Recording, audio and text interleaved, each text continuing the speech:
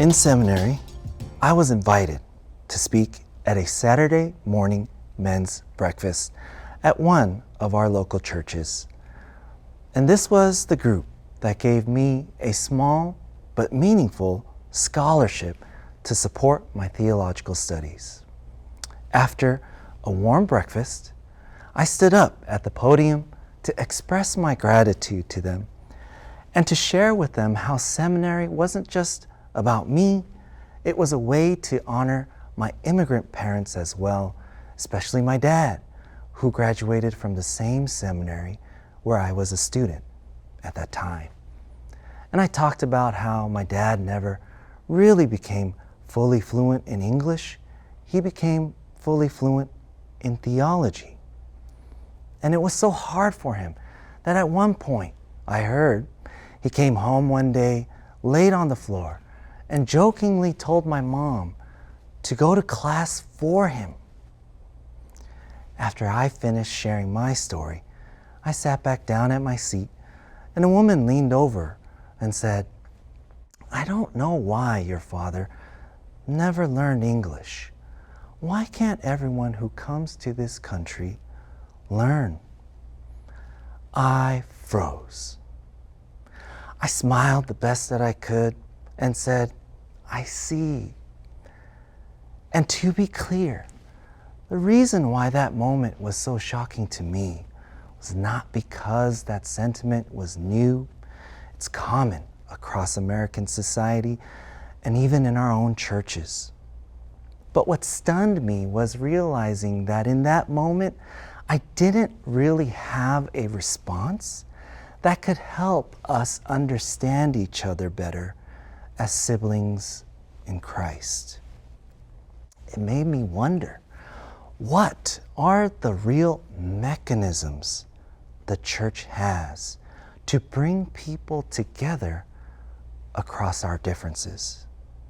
Because to be honest, probably that woman was in worship, heard preaching, participated in Bible studies and small groups, and as I just said, listened to guest speakers like myself at church breakfasts like that.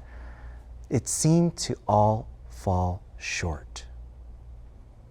There's another moment, though, that I'll never forget. Years before that, when I was a teenager, I got a chance to visit South Korea. And on that trip, I felt something that I had never felt before. This uncanny sense of belonging. It wasn't because someone came up to me and gave me a big hug or begged me to stay. It was something far more subtle. I looked around and I realized that for the first time in my life, the people around me would understand and maybe even respect what I ate and how it smelled, how my family expressed our feelings, why age mattered so much in seeing who's in charge in this room. And what lifted off my own shoulders was a burden I didn't even know that I was carrying, which was this constant expectation to explain myself to others. It's something that I had grown used to back home in the United States of America. Funny, isn't it? I felt a sense of belonging in a place that wasn't my home. And some might say, well, of course you did. You're Korean, and you were in Korea. But that would not be entirely right. To say that assumes all Koreans are alike, that we all eat the same food and express our emotions the same way and treat our elders the same way. I hope we can see now that there is far more diversity among Koreans than what we might expect. But perhaps more importantly, what I'm saying is this. It wasn't because everyone in Korea was just like me. It's that they shared with me some cultural and mental reference points that were close to mine. And because of that, I didn't have to really explain myself. I didn't really have to translate my existence to everyone around me.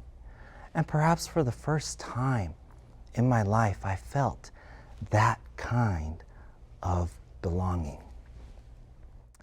This brings us to the biblical mandate to welcome the stranger and the United Methodist social principles on immigrants. In Leviticus 19:33 through 34, it says, "When a foreigner resides among you in your land, do not mistreat them. The foreigner residing among you must be treated as your native born. Love them as yourself, for you were foreigners in Egypt. I am the Lord your God." And in our social principles, it says, we recognize, embrace, and affirm all persons, regardless of country of origin, as members of the family of God. But here's a simple way that I understand all of this. We are called to help people who just got here feel like they belong here, even if this isn't their home yet.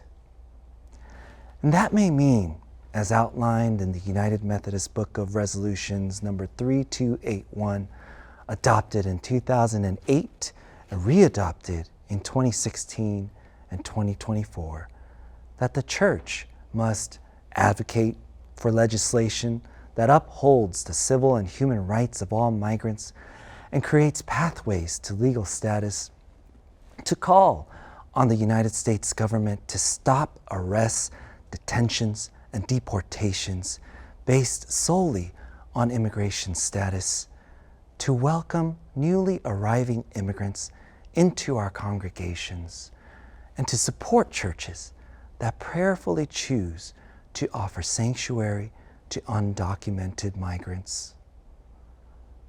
But perhaps more than that, it kind of just means putting our lives close to the lives of those who seem different from us until they become wonderfully familiar. Of course, this doesn't happen every day and all the time, but every once in a while, the opportunity does come up. It happened to me one summer when I spent an afternoon at a summer camp for unaccompanied minors seeking asylum in the United States of America. I got to sit with them over lunch. I stayed for some of their activities, and one young person seemed to see me as a kind of religious figure and started asking me questions about God and faith. I wasn't sure that my answers were any good because what did I know about fleeing my country as a teenager? But something I said must have mattered. There must have been some connection, because sometime after that, that same young person invited me and some others from camp to their birthday party. It was a familiar scene at their place of residence, something that I had really seen growing up as an immigrant in the United States of America. And yet again, at this point in my life, I found myself feeling a sense of belonging in someone else's home. Here's the deeper issue that I think the social principles point to, but don't necessarily name outright. That issue is desire. Yes, the church can and is called to welcome immigrants because really we are all migrants. But the question is, do we want to live among people who are truly different from us? So how can the church help people feel at home? Here are 3 suggestions. First, try things their way. If your church is in relationship with an immigrant ministry, try participating in their Christmas or Easter worship service. Not a joint service where we share these roles that we have in the service, but join them and theirs. Let their way of worship shape you. Learn from the different rhythm, structure, and emphases of their way of worshiping. Second, we really do need to get good at difficult conversations. If we want to desire difference among ourselves, we need to become comfortable with how truly different we are. That means surfacing unspoken assumptions and expectations in settings where they can be named and explored without judgment, a little differently than what I experienced. And lastly, we really do need to offer a seat after we have taken a stand.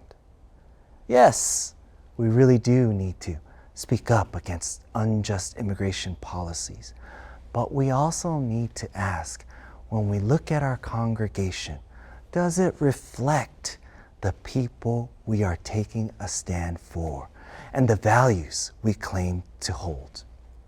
When we ask ourselves this, we must plan and act accordingly to how we feel about our answer. We can create a church and a culture within it that doesn't just tolerate difference, but hungers for it, that wants it.